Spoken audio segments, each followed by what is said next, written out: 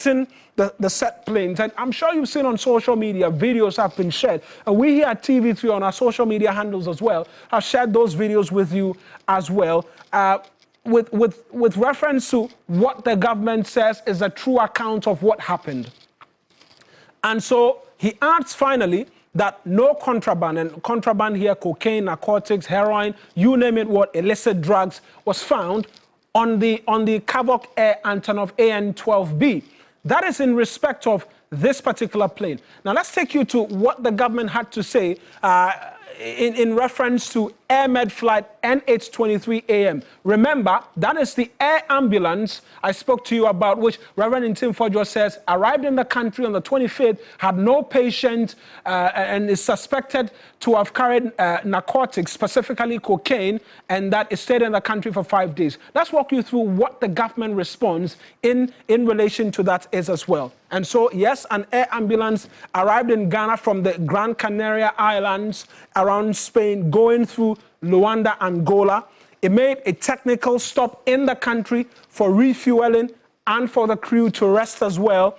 It received landing permits, and we know from media monitorings as well, Felix Kwachofos, who has been detailing even about a bit more, showing some of these permits. We'll seek to get all of that for you as the story continues to develop and get a lot more legs, and that they received landing permits. Now, with reference to AirMed flight NH23AM, this is the reason the government says it had to stay in this country for far more than was expected.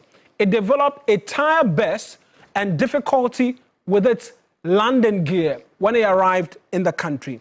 Now, another aircraft, another AirMed flight, which is also technically a private air ambulance, not a private, but an air ambulance, arrived in the country. And that aircraft's labeling NH64 arrived on the 22nd of March with tires and flight engineers from Luanda to service the set aircraft, and then it departed on March 25 after inspection also by the respective agencies, and that there was no contraband, narcotics, cocaine, you name it, what found on that particular aircraft. And so two sets of facts in relation to what it is that we've seen, and there continues to be disparity with respect to what must happen going forward. We've heard from security experts, most of whom have suggested that there needs to be some form of collaboration. Today, we've seen the National Intelligence Bureau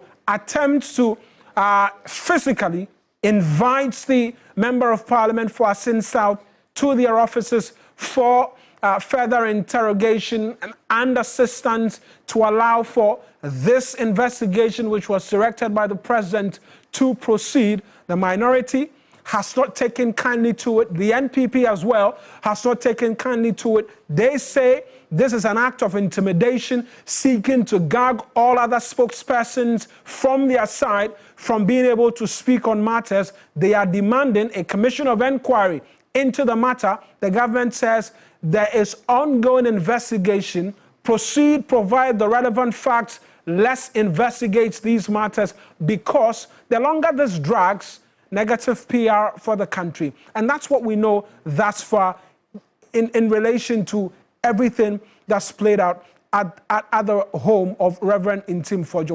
We're going to try and bring in a bit more with reference to perspective, and then we can bring you a bit more subsequently. But that's the latest from us here at TV3. There's a bit more if you stay with us on News 360. If you stay with us, full-blown analysis with reference to everything that we've seen. And then we can get a bit more in relation as well to experts speaking to this. The lawyers will have a bit more to say, but from us right now, this is all we have for you. Programming will continue. I am Awina Egbeta.